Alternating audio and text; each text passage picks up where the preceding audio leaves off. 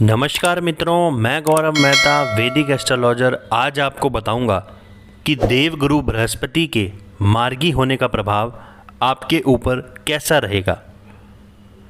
मित्रों, आपको यही कहूँगा कि वीडियो को स्किप ना करें, पूरा एंड तक देखें, क्योंकि इसमें कुछ ऐसी महत्वपूर्ण बातें मैंने आपको बताई हैं जो अगर आप देखते हैं तो आपके लिए ये राशिफल का महत्व काफ़ी ज़्यादा बढ़ जाता है।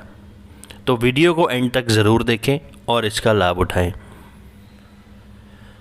मित्रों, ज्योतिष में बृहस्पति ग्रह को नैसर्गिक शुभ ग्रह माना जाता है और ये ज्ञान, धर्म, गुरु, विवाह, संतान आदि के कारक ग्रह माने जाते हैं।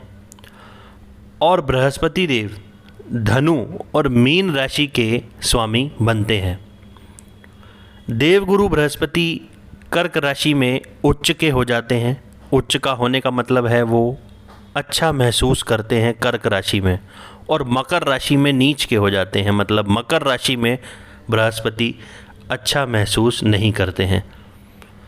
मित्रों, देवगुरु बृहस्पति जून माह में कुंभ राशि में वक्री हुए थे और बीच में कुछ समय के लिए गुरु मकर राशि में गोचर करने लगेंगे, जहां पहले से ही शनि विराजमान है। गुरु अपनी वक्री अवस्था में ही 14 सितंबर को मकर राशि में प्रवेश करेंगे और मार्गी भी इसी राशि में हो रहे हैं।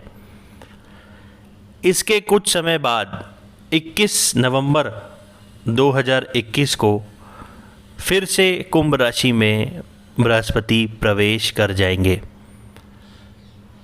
जो लगभग साल भर के लिए प्रवेश करेंगे। मित्रों, यहाँ पर बहुत से लोगों को कन्फ्यूज़न रहती है कि बृहस्पति एक राशि में दो दो बार कैसे चले जाते हैं।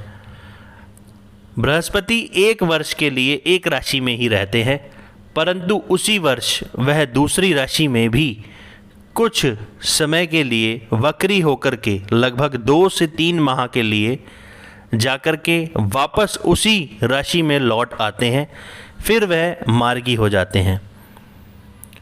बृहस्पति जब वक्री अवस्था में से लौट करके मार्गी अवस्था में आते हैं तो अधिकतर संतान प्राप्ति, शिक्षा संबंधित और विवाह से संबंधित लोगों को अच्छे फल प्राप्त होते हैं, उनके कार्य बनने लगते हैं। हालांकि यह भी निर्भर करता है कि आपकी जन्म कुंडली में बृहस्पति मार्गी अवस्था में थे या वक्री अवस्था में थे।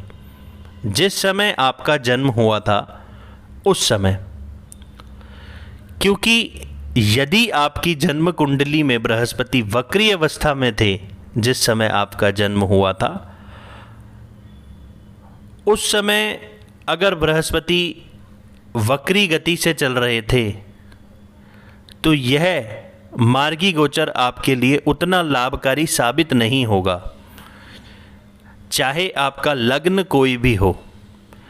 परंतु इसके विपरीत अगर आपकी जन्म कुंडली में बृहस्पति देव मार्गी अवस्था में ही थे तो यह मार्गी होना बृहस्पति का आपके लिए काफ़ी चीज़ों में राहत देने वाला होगा।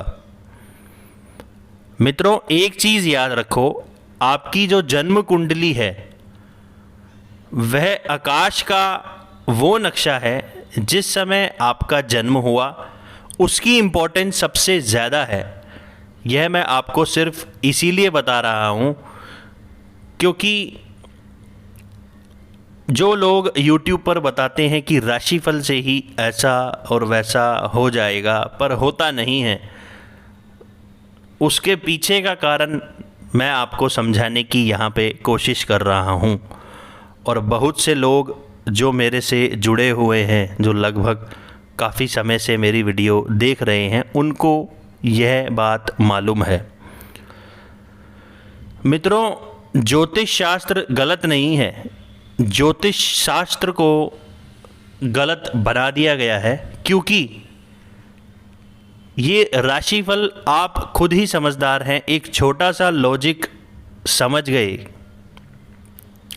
कि इस संसार में एक नाम से अनेकों व्यक्ति हैं, सभी की एक राशि है, पर सभी के लिए जो राशिफल बताया जाता है वह सभी के हिसाब से फिट नहीं बैठ पाता।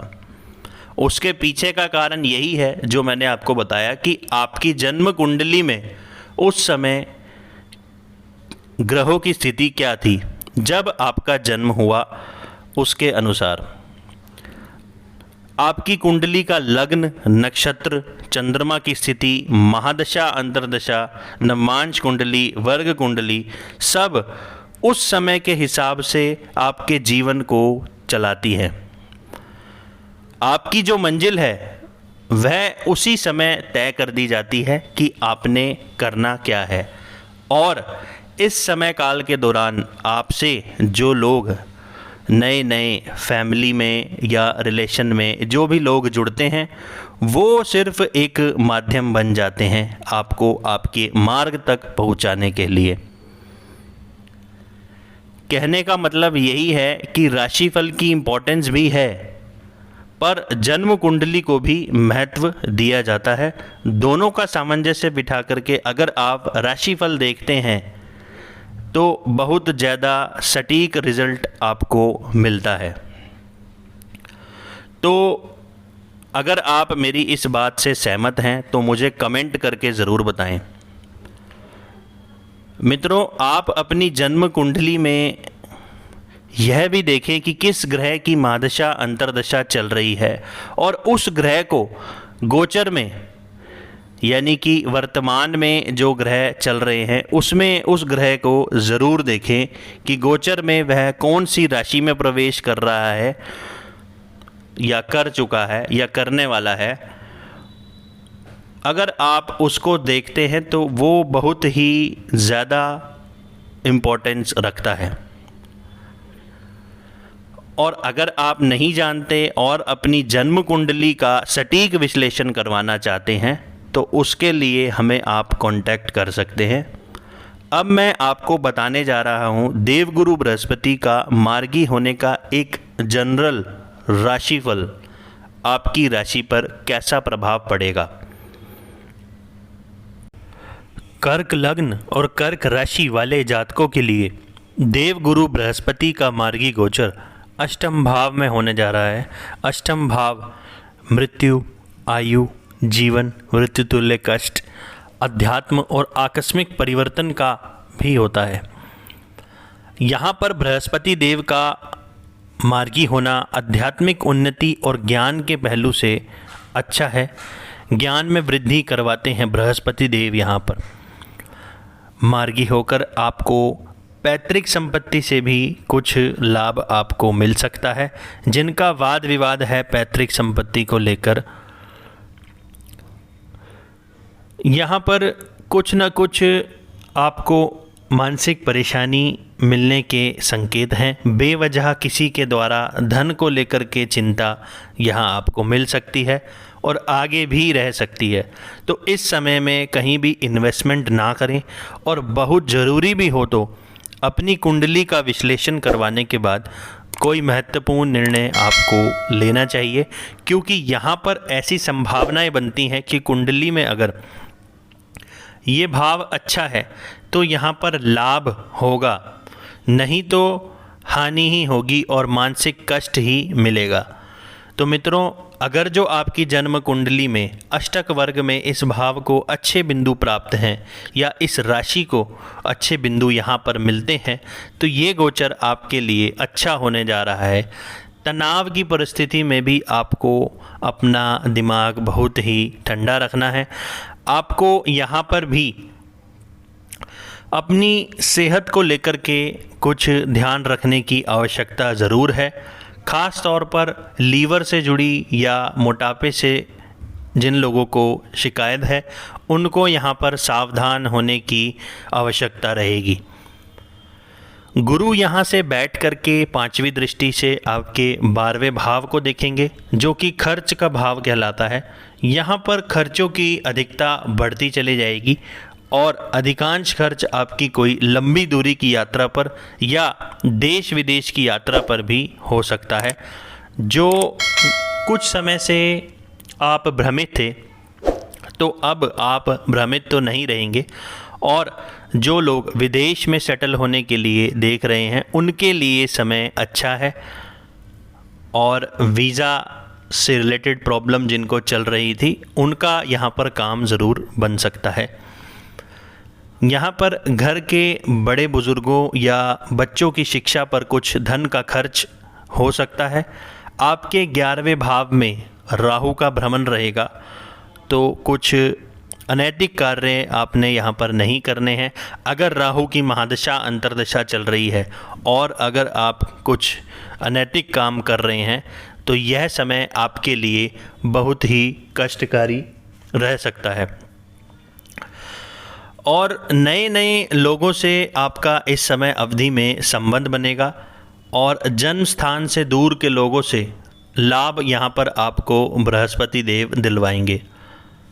जिन लोगों का व्यवसाय शेयर या एक्सपोर्ट का बिज़नेस है उनके लिए बहुत ही अच्छा समय है, क्योंकि अभी शनिदेव आपके सप्तम में, गुरु अष्टम भाव में चलेंगे, और अगर दशा भी खराब हुई या मारक ग्रहों की हुई तो कुछ चिंताएं आपको यहाँ पर बैठकर गुरु ज़रूर दे सकते हैं।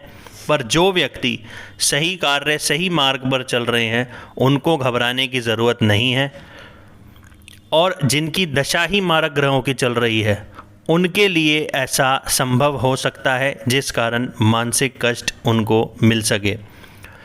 तो कोई भी इस समय में बड़ा इन्वेस्टमेंट आपने नहीं करना है, क्योंकि संभावनाएं यहाँ पर निकल के आ रही हैं। बाकी मैं आपको यही सलाह दूंगा कि कोई भी आपने निर्णय जो लेना है वो बहुत ही सोच विचार करके लेना चाहिए, और मकान वाहन से संबंधित सभी कागजी कार्रवाई बहुत ही अच्छे से आपको करने की सलाह दी जाती है, और माता के साथ संबंध आपके मधुर होंगे। माता से आपको कुछ सहयोग भी मिलता ज़रूर नज़र आ रहा है। बाकी मेरी शुभकामनाएं आपके साथ हैं। तो मित्रों, वीडियो अगर आपको थोड़ा भी अच्छा लगा हो तो इसे लाइक करें, शेयर करें, और चैनल अभी तक सब्सक्राइब नहीं किया चैनल सब्सक्राइब करें। धन्यवाद मित्रों।